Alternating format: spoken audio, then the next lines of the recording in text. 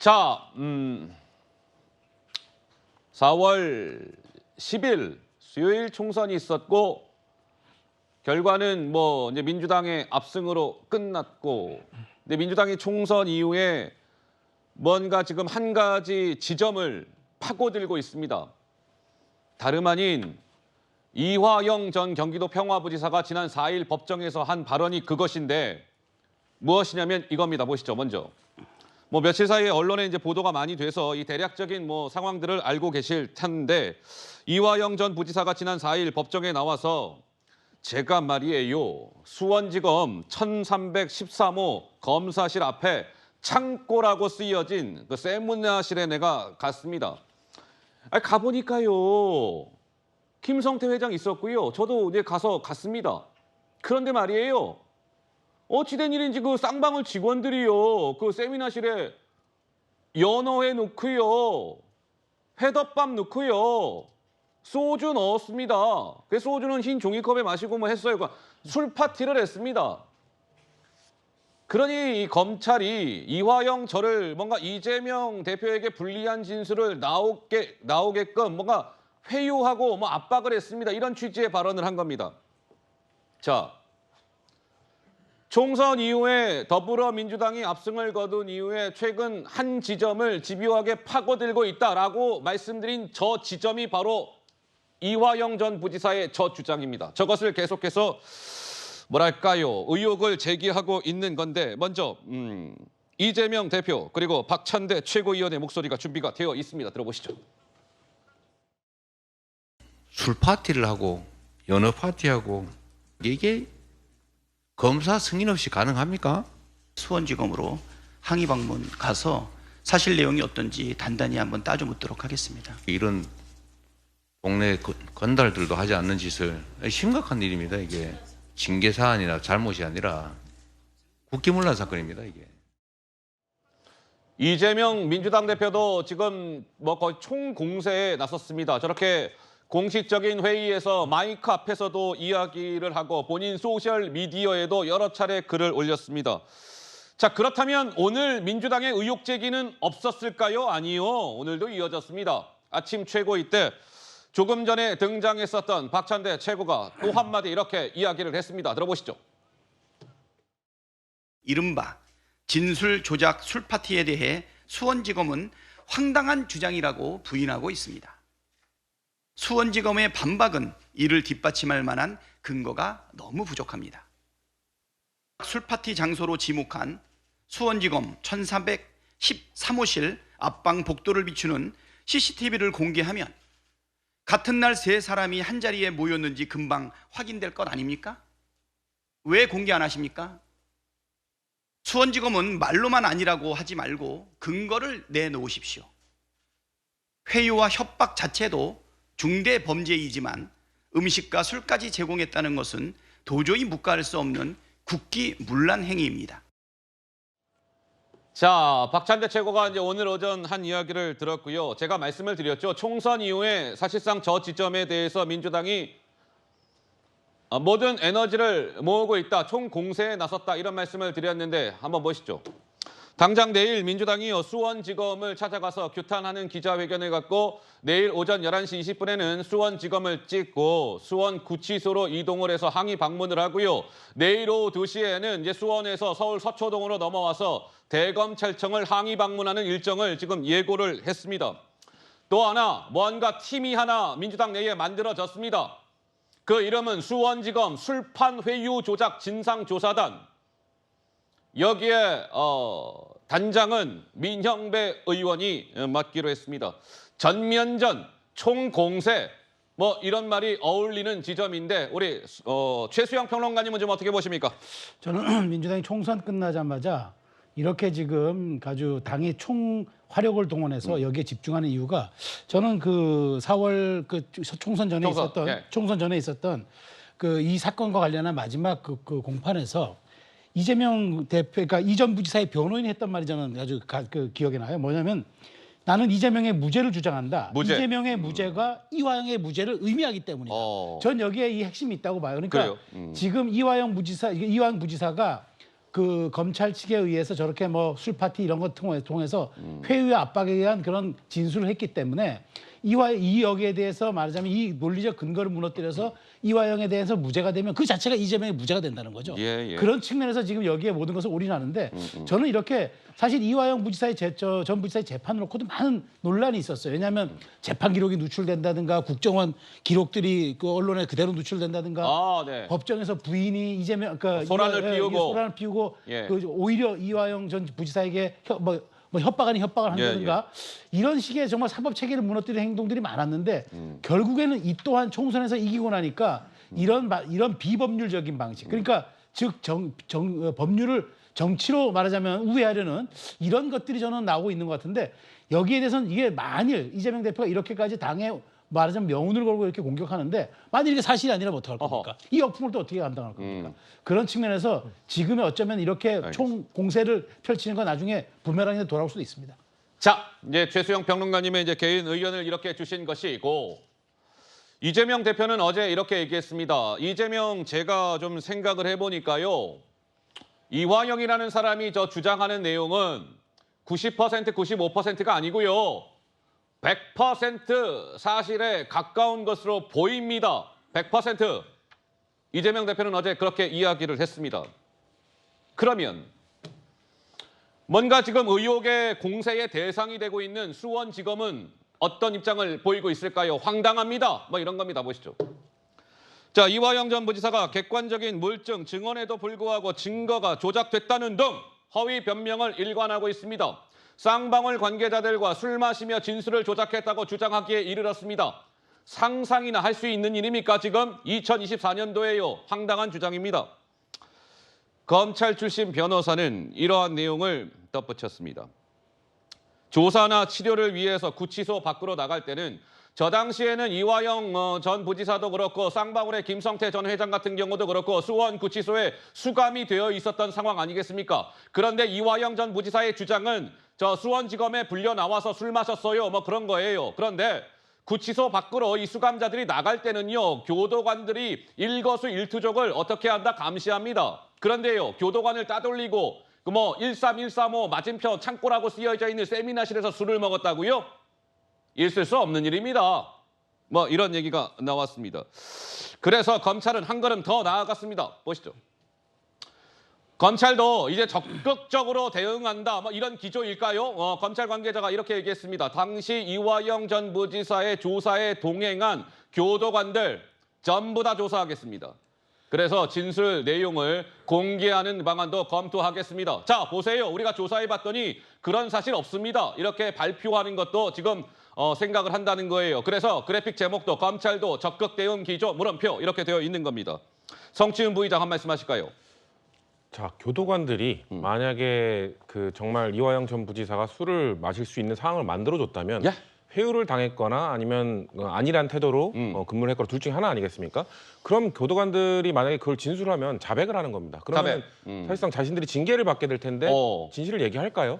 일단 그렇기 때문에 교도관들에 대한 전수조사는 저는 의미가 없을 거다라는 생각을 하고 있고요. 아까 최수현 평론가님께서 말씀하신 것처럼 이것은 만약에 아니면 말고 이런 식으로 해버리면 민주당의 부메랑이 될 수 있는 아주 중대한 사안입니다. 그렇기 때문에 민주당 입장에서도 신중하게 접근을 해야 되는데 그렇다면 민주당이 왜 이화영 전 부지사의 이 입장을 좀 믿게 되었는가? 그것들 정황적 증거들을 보면 지금 이미 이 이화영 전 부지사에 대해 1심 선고가 지난 8일에 나지 않았습니까? 1심 구형이 났습니다. 구형이 나온 거죠. 6월 7일에 지금 1심 선고를 앞두고 있습니다. 그리고 지금 김성태 전 부회장과 이화영 전 부지사의 지금 주장이 엇갈리고 있고 결국 그 증언의 신빙성 문제가 지금 붙어 있는 상황인데 정말 완전하게 허무맹랑한 이야기를 주장을 했다면 재판부로 하여금 이화영 증인, 이화영 전 부지사, 이화영 피의자의 신뢰성을 떨어뜨릴 수 있는 내용 아닙니까?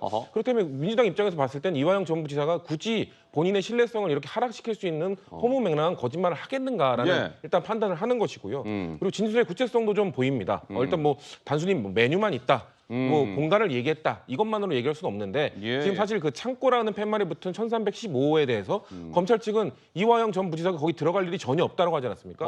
그럼 이걸 또 역으로 얘기하면 전혀 들어갈 일이 없는 창고라는 팻말 붙은 공간을 어떻게 인지하고 있냐 이렇게 되물을 수도 있는 건 아니겠냐는 거죠.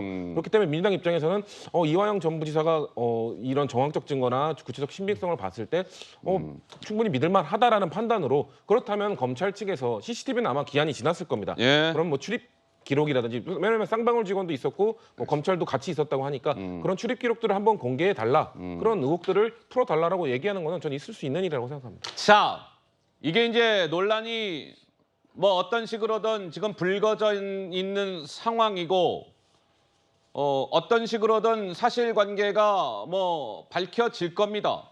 민주당이 지금 주장하고 있는 사실이 맞는 것인지 아닌 것인지 이제 밝혀질 텐데 중간은 없습니다. 중간은 없어요. 그런 사실이 있었거나 없었거나 뭐 둘 중 하나 아니겠습니까? 자, 그런데 지금 이화영 전 부지사의 주장은 자 수원지검의 13135실 앞에 창고라고 쓰여져 있는 세미나실에서 내가 연어회와 회덮밥과 소주를 마셨어요. 회유와 협박을 당했어요. 이런 거 아니겠습니까? 대략적으로 지금 저런합니다. 그 위치가요. 저 1313호가 저렇게 검사방이 있고요. 대북 송금을 수사하는 검사방이 있고 그 맞은편에 말씀드린 것처럼 창고라고 쓰여져 있는 방인데 저기는 세미나실로 사용이 되는 공간이랍니다. 저기에서 뭐 연어회, 회덮밥, 뭐 소주 등을 마시면서 회유와 협박을 당했어요라는 게 이화영 전 부지사의 주장 아니겠습니까? 그런데 검찰의 주장은 자 1315호 저 공간은 용도가 이화영이나 김성태 같이 구속된 피고인들은 검찰청 내에 별도 건물인 구치감에서 대기를 합니다. 저 당시에 이화영, 김성태 두 사람은 구속되어 있는 수감자들이기 때문에 달리 말하면 1315호에 들어갈 일이 없어요.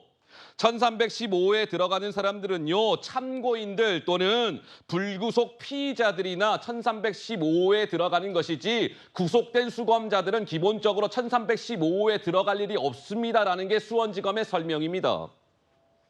자, 이제 여기까지 공방의 내용이 지금 이해가 되셨을 겁니다. 자, 강전혜 변호사님은 네. 이제 법조인이신데 네. 어떻게 보고 계십니까? 이번에 민주당 추미애 당선인께서 예전에 유명한 이야기를 하셨었는데요. 뭐라고요? 소설을 쓰세요. 소설이요? 네, 그 아이고야. 말씀 좀 드리고 싶습니다.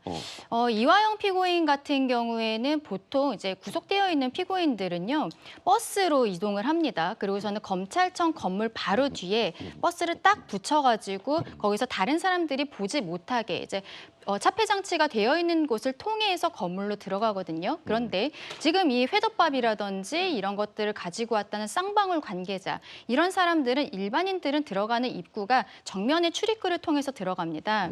정면 출입구를 통해서 들어갔을 때 뭐 신분증을 맡기고 예약이 되어 있는지도 확인하지만 모든 진검사를 다 하고 들어가거든요. 그렇다면 그때 들어갈 때 술이랑 이런 것들이 다 있었다면 진검사에서 걸렸을 텐데 지금 교도관뿐만이 아니라 그러면 1층에서 진검사하고 신분을 확인하는 이런 사람들까지 모두 다 이렇게 포섭이 되어 있다는 지금 주장을 하고 있는 것인가요? 굉장히 좀 의아한 일이라고 그렇게 생각할 수밖에 없을 것 같고요. 네. 그리고 지금 이 상황에 대해서는 이화영 피고인이 그동안에 이러한 상황에 대해서 이재명 당시 경기도지사에게 본인이 부지사로서 보고를 했다, 안 했다 이 진술이 번복되기 때문에 이 이야기가 나오는 것인데요. 처음에는 안 했다라고 하다가 예. 작년 6월경에 했다라고 한 것이죠. 그때 지금 회유를 당했다고 주장하는 것 같은데 그렇다면 그 이후에 안 했다라고 다시 번복을 할 때 그때 이 이야기 했었어야 되는 거 아닙니까? 예. 이제 와서 지금 마지막에 이야기한다는 것은 유죄 판결이 났을 때 본인이 이러한 부분에 대해서 다시 한번 주장하기 위해서 했다라고 밖에는 저는 볼 수가 없을 것 같습니다. 자, 강전혜 변호사 보시기에는 내가 개인적으로 봤을 때는 저러하다 이제 개인적인 의견을 저렇게 주신 것이고, 자, 그렇다면 또 하나 이제 짚어봐야 될 대목이 있는 겁니다. 자, 이번에 논란은 이제 크게 보면 당사자가 세 그룹이 있는 거예요. 먼저 저러한 것들을 당했다라고 주장하고 있는 이화영 전 부지사 측 플러스 이화영 전 부지사의 말이 거의 100% 맞는 것 같아요라고 주장하고 있는 민주당 이쪽이 이제 한 그룹이 있는 것이고, 또 하나는 저 민주당으로부터 공세의 대상이 되고 있는 수원지검 검찰이 이제 하나의 또 대상의 한 그룹이 있는 것이고, 또 하나 뭐가 있겠습니까? 딩동댕 맞습니다. 쌍방울이요, 쌍방울. 그럼 쌍방울은 어떤 입장일까요? 보시죠. 자, 쌍방울 관계자 말하길. 자, 구속 피고인이 검찰청에 불려가면은요, 교도관들이 항상 동행하면서 감시합니다. 일거수일투족을 다 들여다봐요. 그런데요, 피고인이 술자리를 갖는다고요? 아니, 교도관이 그 술자리 가지라고 허락하는 그 순간 그것이 밝혀지면 교도관은 직을 걸어야 하는 사안인데 어떤 교도관이 그것을 동의했겠습니까? 허무맹랑한 주장입니다. 뭐 이제 이게 또 쌍방울의 주장입니다. 그래픽 돌려볼까요? 그런데요, 자, 이번 논란의 이제 시발점이 된 지난 4일 날 이화영 전 부지사가 법정에 나와서 했던 발언, 이제 그 당시 상황인데, 자, 이화영 전 부지사가 쌍방울 직원들이 아까 말씀드렸죠. 연어, 회덮밥, 뭐 술 같은 거 가져다 주고요. 술도 한번 먹은 기억이 있습니다. 저 당시에 지난 4일 재판에서 이제 이화영 전 부지사가 저런 얘기를 하니까 검사가 이화영 전 부지사에게 질문한 거예요. 뭐라고요? 아니, 술 마셨다고요? 아니, 그러면 소주를 마셨으면은요, 그 알코올 냄새가 났을 거 아닙니까? 교도관들이 그 알코올 냄새 난다고 뭐라고 안 했어요, 그 당시에? 이화영 전 부지사가 질문을 던진 거예요. 이화영 부지사는 이렇게 답했습니다. 아, 그래서요, 한참 지나고 진정된 뒤에 갔습니다. 이렇게 답변을 했다는 겁니다. 조현삼 변호사님, 자, 저 이화영 부지사는 술을 마셨다. 그래서 술 냄새 같은 게 나니까 한참 지나고 진정된 뒤에 들어갔다. 그러면 저러한 과정들을 뭐 검찰이 됐던 교도관들이 됐던 모든 것들을 다 허락을 했었다는 얘기가 될 텐데 가능한 일입니까? 좀 어떻게 보세요? 저는 이화영 전 부지사의 진술이 좀 구체적이지 않은가 싶습니다. 그래요? 지금 수원지검 13층 같은 경우에는 공공수사부 검사들이 있는 장소입니다. 저 역시 관련해서 조사를 입회를 하면서 자주 가는 곳이죠. 그런데 13층에 창고라고 표시된 곳을 저는 본 기억은 없습니다. 지금 검찰 측에서 하시는 말씀은 불구속 피고인들이 대기하는 장소를 창고라고 표시했다라고 하시는데 13층에 불구속 피고인들의 대기실은 있습니다. 거기에 창고라는 표시는 되어 있지 않아요.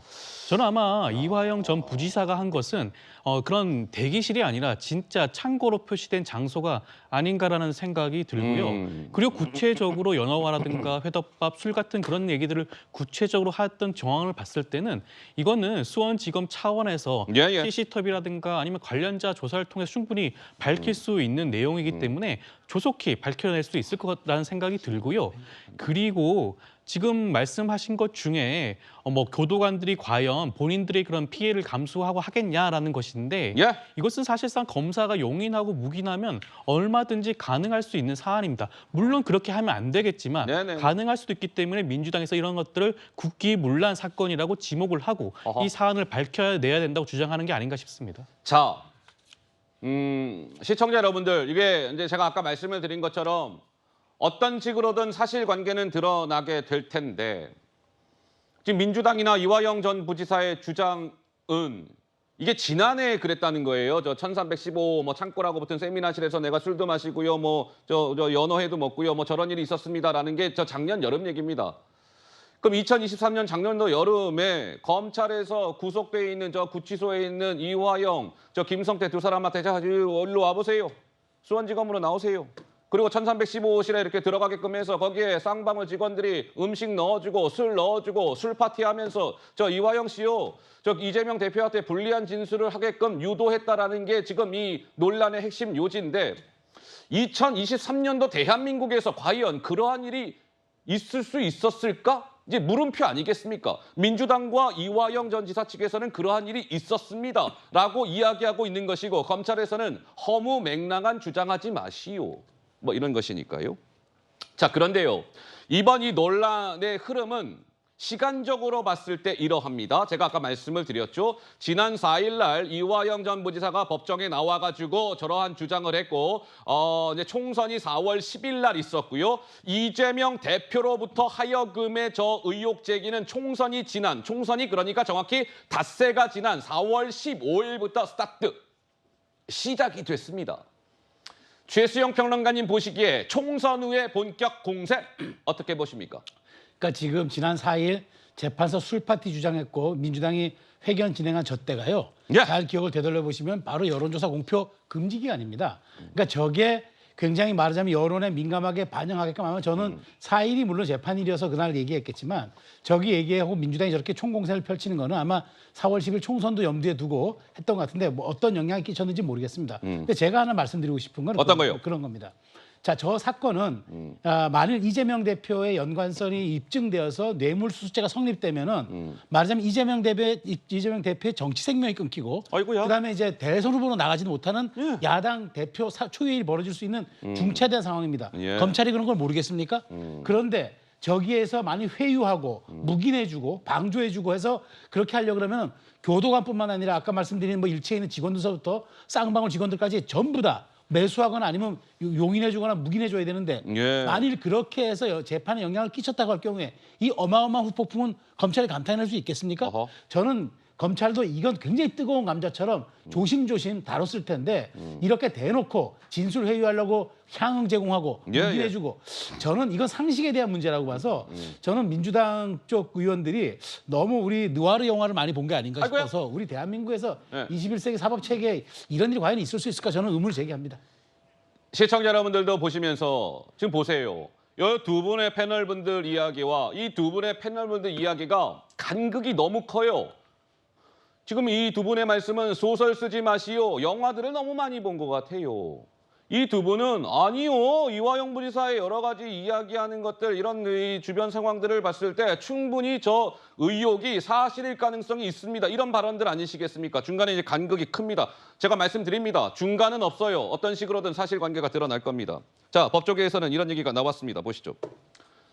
자, 그렇다면 이재명 민주당 대표를 중심으로 해서 민주당이 왜 이번 의혹과 관련해서 총공세에 나섰을까? 일각에서는 이러한 해석을 내놓더군요. 자, 검찰의 회유 협박 등 의혹이 제기가 돼야 만약에 이화영 전 부지사가 이제 1심이 6월에 있습니다. 유죄가 선고가 되더라도 야권에서 저거 봐라. 정당하지 않은 판결 아니냐. 이런 주장을 펼칠 수 있지 않겠습니까? 따라서 의혹 제기를 하는 겁니다라는 해석과 더불어서 궁극적으로는 민주당이 이러한 의혹 제기를 하는 것은 이재명 대표의 이 쌍방울 대북송금 이 문제와 관련해서 이재명 대표의 기소를 막기 위해서 지금 민주당이 총공세에 나선 것 아니냐라는 일각의 해석이 나왔습니다. 성치훈 부의장께서는 동의가 되시는지요? 그렇게 동의되진 않는데요. 왜냐면은 검찰의 회유 협박이 지금 방금 제기된 게 아니잖아요. 예전부터 이미 이화영 전 부지사가 진술을 번복했을 때 그때 그 이후에 다시 또 재번복하지 않았습니까? 그때 검찰의 회유와 협박 때문이었다고 말한 바 있었고 이번에 구체적으로 이야기를 한 겁니다. 예. 그렇기 때문에 뭔가 이번에 이루어진 게 아니고 이미 주장되던 얘기이기 때문에 이걸 맞춰서 했다라는 주장은 좀 설득력이 없다고 보여지고요. 민주당 입장에서도 위험합니다. 이게 만약에 방금 앵커께서 좀 전에 말씀하신 것처럼 이쪽이거나 사실 중간은 없어요. 중간은 없는 상황에서 네. 사실 밝혀질 거기 때문에 그렇기 때문에 이게 후폭풍이 있을 수 있기 때문에 민주당에서 매우 조심스럽게 접근해야 됨에도 불구하고 어느 정도 정황적 증거나 이런 것들이 신빙성이 있다고 판단하는 겁니다. 뭐 영화, 소설 이런 말씀 많이 하셨는데 사실 지금 그 국민의힘이나 보수 진영에서도 이재명 대표와 관련돼서 계속해서 특정 영화를 얘기하면서 그 영화처럼 되고 있지 않냐 그런 주장 항상 하시지 않았습니까? 예. 그런 걸로 봤을 때 지금의 뭐 정치, 지금의 뭐 검찰이나 지금의 사법부의 신뢰도가 국민들이 인식하시기에는 이런 일도 충분히 일어날 수 있다라는 수준에 머물러 있기 때문에 이런 의혹들이 받아들여지고 있는 게 아닌가라는 말씀을 드리고 싶습니다. 알겠습니다. 한번 지켜보도록 하겠습니다. 지금 뭐 연일 더불어민주당은 이제 공세 수위를 바짝 쥐고 있는 상황이니까요. 어떤 식으로든 누차 말씀을 드리지만 사실관계가 드러나게 될 겁니다. 그렇게 되면 또다시 뭐 말씀을 나눌 기회가 있겠죠.